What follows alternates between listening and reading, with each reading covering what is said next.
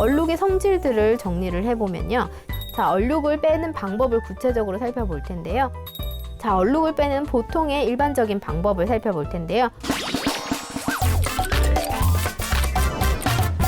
얼룩의 성질들을 정리를 해보면요. 시간이 지날수록 얼룩 면적이 점점 커지게 되는데요. 이것이 그 오구가 점점 섬유 속으로 깊숙이 확산되는 것을 이야기합니다.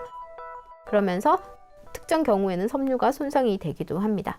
또 곰팡이의 번식과 해충에 의해서 또 해를 입을 수 있는데요. 오구의 성분들이 그런 곰팡이나 그런 해충의 먹이가 되기도 하기 때문에 이러한 경우가 발생하는 것으로 생각하시면 되겠고, 염색물의 색상이 변하면서 의류의 내구성, 즉 의류의 수명이 줄어드는 경우가 발생을 하기도 합니다.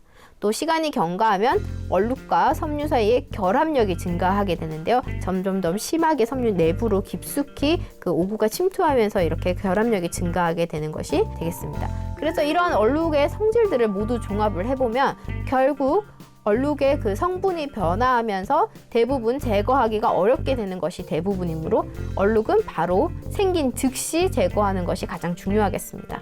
자, 얼룩을 제거하기 위해서는 우리가 그 얼룩에 어떤 성분을 가지고 있는지에 따라서 얼룩을 빼는 그 약품을 다르게 선택을 해야겠습니다. 의류 제품의 손상은 주지 않고 얼룩만 제거할 수 있는 방법이 바로 얼룩 빼기의 적절한 방법이 되겠습니다. 얼룩의 종류에 따라서 우리가 얼룩을 제거하는 적절한 방법을 선택을 해야 되는데요. 크게 물리적 방법과 화학적 방법으로 구분할 수가 있습니다. 물리적인 방법은 브러쉬 혹은 그런 도구들을 이용을 해서 흡착된 오구를 제거하는 방법인데, 화학적인 반응이 없었던 경우에 제거가 쉽습니다. 화학적인 방법은 얼룩과 화학 반응을 일으키는 특정 약품, 산, 알칼리, 표백제 혹은 효소 같은 그런 약품들을 사용을 해서 화학적으로 오구를 분해해서 제거하는 그런 방법이 화학적 방법이 되겠습니다. 자, 얼룩을 빼는 방법을 구체적으로 살펴볼 텐데요. 얼룩의 종류라던가 그런 부착이 상태, 그리고 얼마나 부착된 지 시간이 지났는지, 그리고 마지막으로 섬유의 종류까지 고려해서 얼룩을 빼는 방법을 선택을 해야겠습니다. 이때 얼룩의 종류를 알 수 없는 경우가 있는데요. 그러한 경우에는 일단 분무기로 물을 가볍게 뿌려보고, 그 수용성 얼룩인 경우에는 그 물들이 스며들면서 얼룩들이 좀 더 검게 변할 텐데요. 그러면 수용성 오구에 맞는 그런 얼룩 빼는 방법을 적용을 해야겠고, 지용성 얼룩인 경우에는 그렇게 뿌린 물이 전혀 스며들지 않는데요. 그런 경우에는 지용성 오구에 맞는 그런 방법, 유기용매를 사용한다던가 하는 그런 방법을 적용하는 것이 좋겠습니다.